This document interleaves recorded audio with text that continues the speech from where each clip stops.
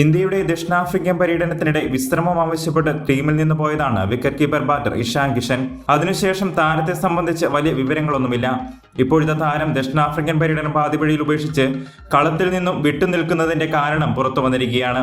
ദക്ഷിണാഫ്രിക്കയ്ക്കെതിരായ T20 പരമ്പരയ്ക്കുള്ള ടീമിൽ ജിതേഷ് ശർമ്മയെ സെലക്ടർമാർ ഉൾപ്പെടുത്തിയതിൽ അതൃപ്തി പ്രകടിപ്പിച്ചാണ് ഇഷാൻ കിഷൻ ദക്ഷിണാഫ്രിക്കൻ പര്യടനം പാതിവഴിയിൽ ഉപേക്ഷിച്ചതെന്നാണ് റിപ്പോർട്ട്. ദക്ഷിണാഫ്രിക്കയിലെ ടെസ്റ്റ് പരമ്പരയിൽ നിന്നും വിട്ടുനിൽക്കാനുള്ള അദ്ദേഹത്തിന്റെ തീരുമാനത്തിലും ഈ അതൃപ്തി ഒരു പങ്കുവഹിച്ചിരിക്കാമെന്നാണ് വിലയിരുത്തൽ. ടീമിനോടൊപ്പമുള്ള നിരന്തരമായ യാത്രകളും അവസരമില്ലായ്മയും മൂലമുള്ള മാനസിക സംഘർഷവുമാണ് വിട്ടുനിൽക്കാനുള്ള കാരണമായി ഇഷാൻ വ്യക്തമാക്കിയിരിക്കുന്നത്. എന്നാൽ KL രാഹുലിന്റെ പരിക്കും KS ഭരത് വളരെ മോശം ഫോമിലായിരുന്നിട്ടും ടെസ്റ്റ് ടീമിൽ തുടരുന്നതും കൂട്ടി വായിക്കുമ്പോൾ ഇഷാൻ കിഷന്റെ ടീമിലേക്കുള്ള വരവ് നീളുന്നത് ഈ റിപ്പോർട്ടുകൾക്ക് ബലം നൽകുന്നു. ഇംഗ്ലണ്ടിനെതിരായ അവസാന 3 ടെസ്റ്റ് മത്സരങ്ങൾക്കുള്ള ടീമിനെ ഇന്ത്യ ഇതുവരെ പ്രഖ്യാപിച്ചിട്ടില്ല.